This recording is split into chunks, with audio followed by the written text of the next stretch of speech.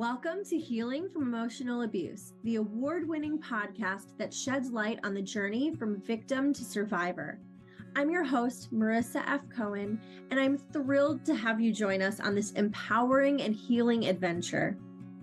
The Healing from Emotional Abuse podcast isn't just another conversation. It's a sanctuary for those who have endured abuse and are determined to reclaim their lives. Through interviews with inspiring survivors, experts, and advocates, we aim to break the silence surrounding abuse and empower our listeners with the knowledge, support, and resources they need to break free from their past.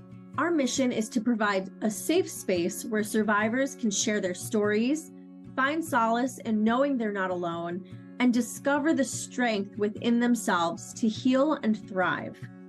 Each episode is filled with powerful narratives, practical strategies, and compassionate guidance to help you overcome the lingering effects of abuse and build a brighter future.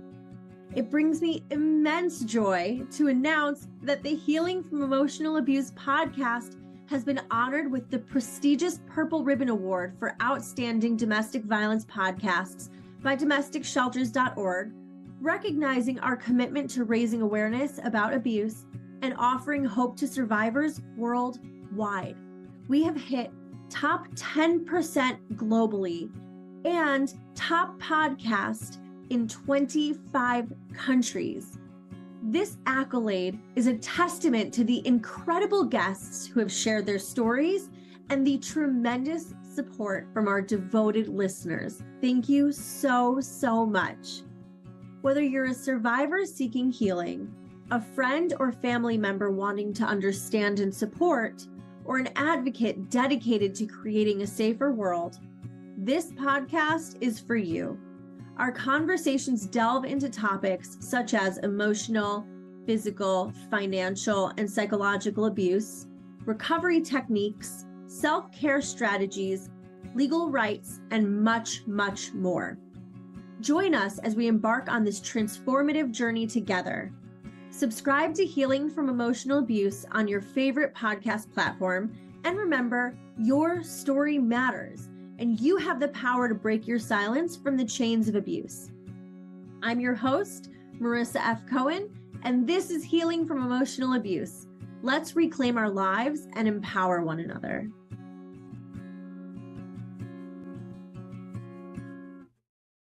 All righty.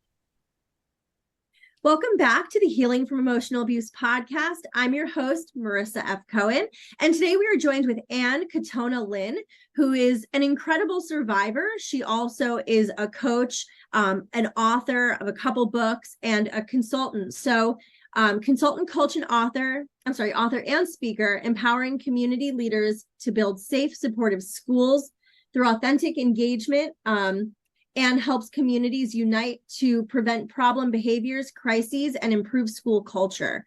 She's the author of Shedding Lies, sharing her journey overcoming childhood trauma. And she likes to advocate for younger adults with mental health and substance use disorders. So welcome on, Anne. Thank you so much for being here today. Thanks so much for having me. I'm really excited to be here. Yeah. Oh my gosh. I'm so excited to have you. So tell us a little bit about yourself. I read your bio. But I want to hear it from you. Yeah. Again, I do this work, and it really came out of my childhood trauma. So I had an accident when I was 4, and it was a car accident, and I went face first through the windshield. And I remember all of those things. And at the time, they wouldn't allow families to stay with you in the hospital. And so I was in the hospital by myself. And again, remember all of it. I'm 57 now, so this was 53 years ago. And I remember everything. And they further traumatized us. So I had full-blown PTSD. And then when I got home, it was 1970, we didn't talk about stuff.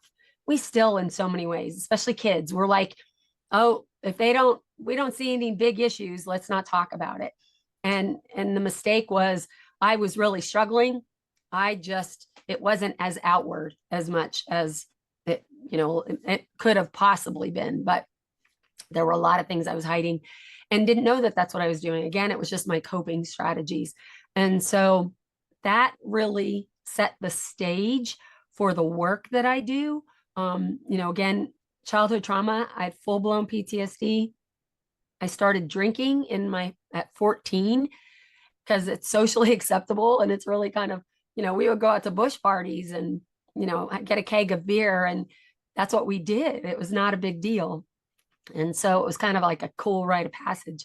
And but what I realized then was that my PTSD was kind of being self-medicated by the drinking. And I've always spent most of my life trying to prove myself and, just trying to kind of put on a good face, like everything is wonderful. None of the, and so everything that I learned as a child was kind of what I did. And so that really set the stage for just more self-medication. Again, a lot of times we think of self-medication as something like alcohol or, drugs or anything, which yes, it's true. I also, good things can be self-medication. So for me too, I was so insecure. I'm the youngest of 7, and I didn't feel that I didn't have my family was busy and my parents were both working. So I didn't get a whole lot of attention. I was kind of passed around, and again, didn't really realize the impact that had on me, but my self-esteem was really low. And I got into relationships with guys that weren't really good for me because I was looking for love, and, like the song, looking for love in all the wrong places. And unfortunately, in my early 20s, I just had experienced being sexually assaulted by 2 different guys that I knew, and one of them I previously dated. So that further added trauma. And the first one, like I said, it was a guy that I had dated, and so we had sexual relations, and this happened after we had broken up. And he came to my apartment on a Saturday night, and it was, I was sleeping, and he rang the doorbell, and I'm like, what do you want? I'm sleeping. And he said, I just really want to talk to you. And I'm like, okay. Because there's like an extra layer of security, but I couldn't see that he had someone else with him. And so if I would have not let him in for sure. And so anyway, let him in, and he pushed in through the door because, when I saw the other person with him, it was his cousin. I didn't want him to come in. It's just because I was like, what's going on? Why you're here? And I just wanted to go to sleep. So anyway, when they came in, he just forced himself on me, and I didn't realize what happened. My body kind of just shut down and really disconnected from my brain. My brain disconnected from my body. And then like 3 days later, I was out with some friends, and we were at a bar, and all of a sudden I had a panic attack, and I realized, I'm like, oh my gosh, I was raped.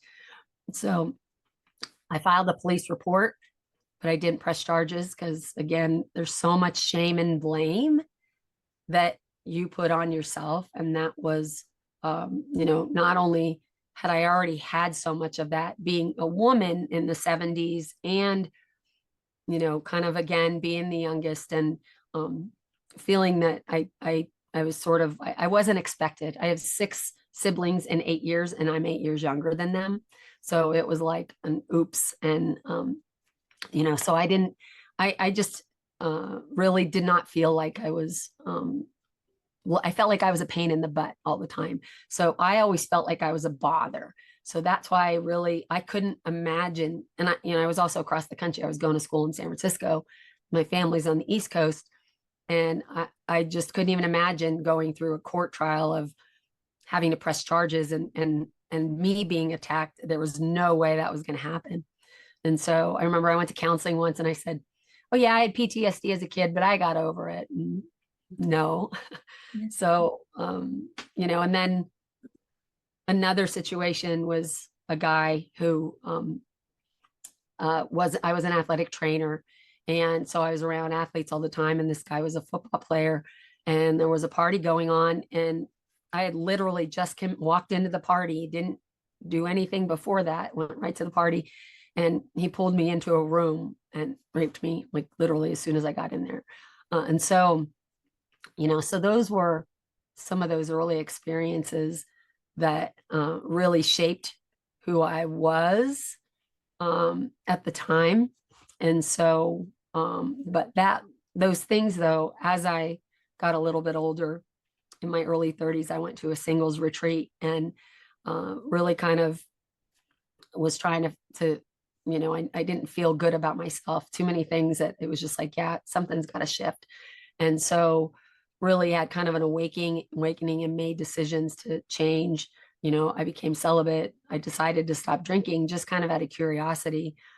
And all of a sudden I started having more panic attacks. And I was like, what the heck? I haven't had these in, 20 plus years. And for me, it was God saying, you've tried to do this you've tried to heal on your own your entire life. Now it's time to heal with my help and professional help, which led me then to 7 years of really intensive work. Again, I didn't even date. I was like really focused on myself and healing. And it was a powerful time that led me to then do the work that I do now. So that's kind of the timeline of my story. What an incredible journey. I mean, truthfully, from starting, so young, having this PTSD and these traumatic experiences, all the way through your like 20s. Mm-hmm. And then now, after years of doing self-work, you're in such a better place. You are a coach and a consultant and an author and a speaker. So kind of, would you mind telling us maybe some things that you've tried, or some techniques that therapists have taught you that really helped you kind of move through all of that trauma? Yeah. And one of the things that I think has always been a coping strategy for me was I love to learn. I love to learn. So that was actually really helpful, because I was helpful and not helpful. I also have ADHD. I was kind of all over the place looking for things. And though, again, I was already a good athlete. And so I was, during this time, I did a marathon, I did a triathlon. I had already been doing a lot of things like that, but I was in the best shape of my life. I was vegetarian. I really looked at everything holistically. At the same time this all was going on, I was also diagnosed with 2 autoimmune diseases. So it's like, okay, let's add more. And I was like, what? And I realized that the more I researched, I found out about adverse childhood experiences that can predispose you to things such as autoimmune diseases. And so with that awareness, that was kind of the first thing, that making the connection, the mind-body connection, and understanding how childhood trauma doesn't just go away if we don't deal with it, and that it can impact not just your mental and emotional, but your physical health. So that connection was huge. And it really, honestly, I think it was kind of pretty life-changing for me. And having that awareness, like, oh, it's not what's wrong with me, because I always felt like something was wrong with me. It was the shift to, it's what happened to me. And so that shift was huge, and just kind of reframing, the lies that I had told myself my entire life, and reframing them to really see the actual truth of what was going on. That was a really big shift as well, just so kind of a growth mindset, shifting from a fixed mindset to a growth mindset. And I share in my book, The Shedding Lies, Living Beyond Childhood Trauma, at the end of each chapter, I have, I forgive myself for buying into the lie, whatever the lie was for that chapter, that I'm not worthy. And the truth is, again, I would say specifically, my family loved me. They did care about me. I was wanted, so the lies that I was not worthy were not true. So using that kind of helped me to shift my mindset. So I continue to use that. It's like, okay, there was something happened, and how can I shift? It's not ignoring it. That's kind of the key, is that we can't ignore it and act like it didn't happen, because it'll come out and fester. I think of it like a wound. and that unless we kind of really clean it out and debride it, it can't really heal, and it'll come out in ways we don't want it to. Yeah. So those were kind of some of the things. And one specific therapy that helped me the most was EMDR. So eye movement desensitization reprocessing. And it is phenomenal. I know Prince Harry had used it for his own trauma. And I know he had even done a little video modeling what it was. And I highly recommend for people to go to a therapist, a certified therapist, to do it, because that was all the difference for me. And it took situations that I remembered as a kid that were painful still to this day, and shifted them like the hospital room. It was just this white, stark bars on the walls. We were in these cribs. It was just a terrible experience. And it shifted that to me opening up the window and flying out of the room and over the ocean, where there was writing in the sand, like right along the beach, and the water came up and washed the writing away. And it was kind of like, this is cleansing of that pain from me. And it was like, oh my gosh, it was such an amazing, what a shift. So now it's like, immediately when I think of that room, I have a completely different experience. Now it brings me joy, because I'm like, that's the truth, is me flying out the window, again, in not falling, flying. So yeah, so those are some of the things that I think, being physically active, paying attention to my diet, meditate, being mindful, not just meditation.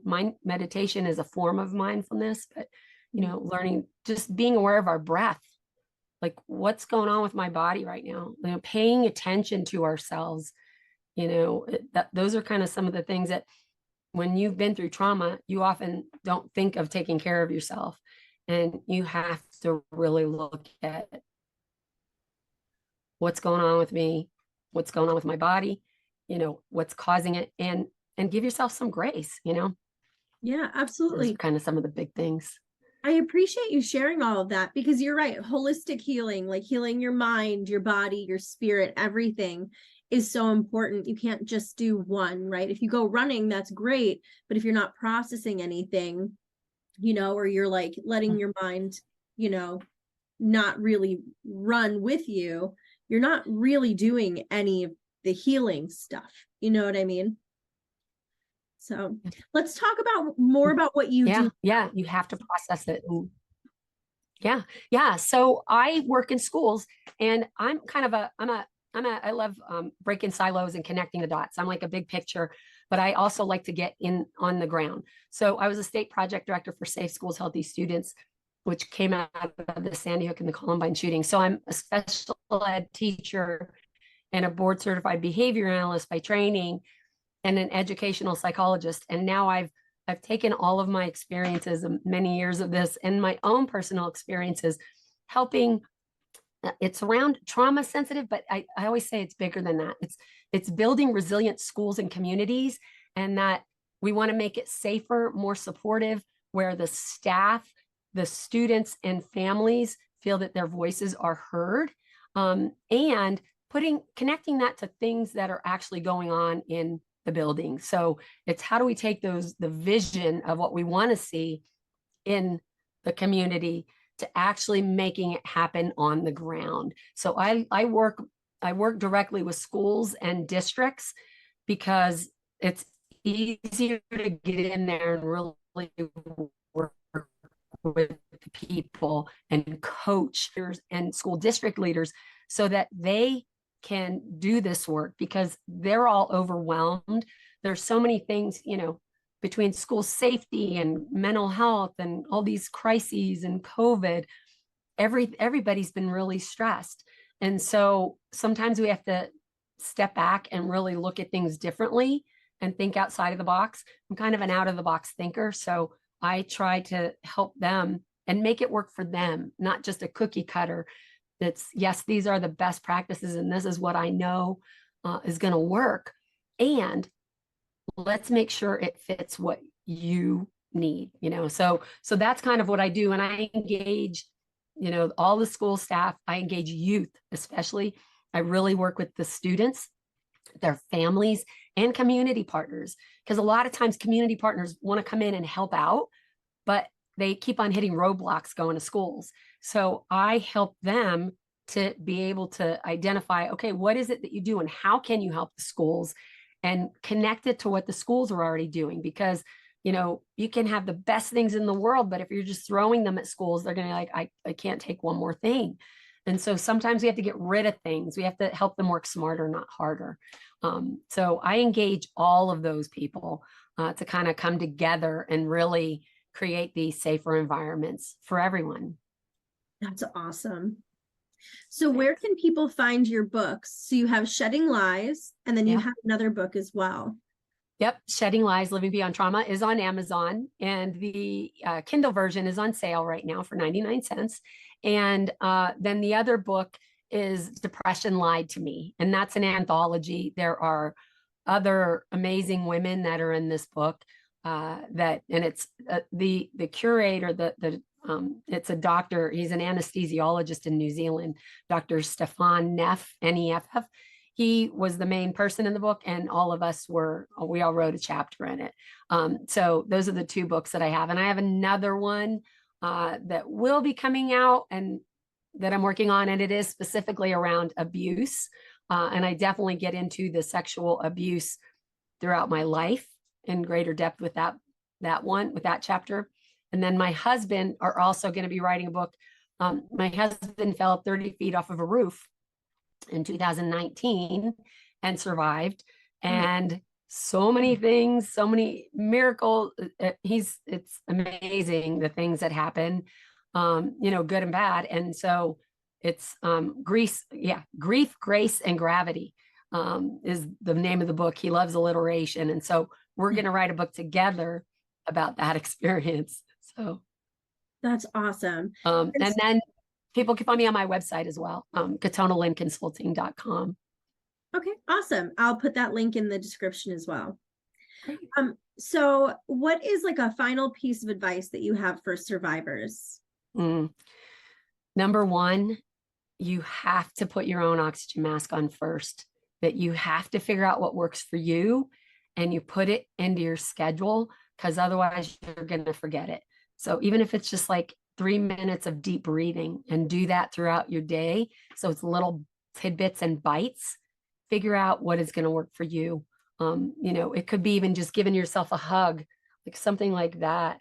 Doing kind of grounding exercises where you're focused on feeling your fingers as you're in a meeting, something like that, so that you can help learn how to calm your nervous system. Because if you could do that, then no matter what comes at you, you're going to be a lot more successful if you're able to have little strategies in your toolkit for yourself. So awesome. Well, thank you so much, Anne, for being here. I really appreciate you sharing your story and your wisdom with us. And I'm sorry for everything that you went through, but it seems like it brought you to a really good place.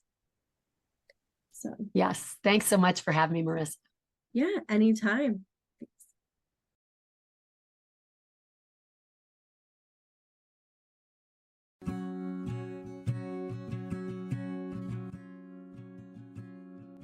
Thank you so much for joining us on this empowering episode of Healing from Emotional Abuse. We hope you found inspiration and valuable insights to support your journey towards healing and growth. We want to express our deepest, heartfelt gratitude to all of our incredible guests who have continued to bravely share their stories, as well as to our devoted listeners who have supported us on this remarkable adventure. Your unwavering commitment to breaking the silence and healing from emotional abuse, surrounding abuse and sexual assault, and promoting a world free from violence is truly commendable. We would also like to remind you that in addition to the podcast, we offer personalized one-on-one and group coaching services to support your healing journey. Our compassionate and experienced coaches are here to provide guidance, tools, and a safe space for you to explore your path towards empowerment and well-being. Visit our website at www.coachingwithmarissa.com. That's www.coaching, COACHING, with WITH, Marissa, MARISSA.com to learn more and book a coaching session. Remember, you are not alone in this journey. Reach out to support networks, seek professional help, and always remember your worth and strength. Only about 7% of survivors seek resources. We need to up that number. Healing is possible, and together we can break the chains of abuse and build a brighter future. We invite you to stay connected with us on social media to continue the conversation and receive updates on future episodes, resources, and community events. Follow us on Instagram, Facebook, and ask Marissa at www.marissafaycohen.com. That's www.marissa, MARISSA, Faye, FAYE, Cohen, COHEN.com. Thank you once again for being a part of our community, and remember, your story matters. Let's continue to uplift, inspire, and empower one another. This concludes another transformative episode of Healing from Emotional Abuse. Until next time, I'm your host, Marissa F. Cohen, and together we can live free, confident, and peaceful lives after abuse and assault.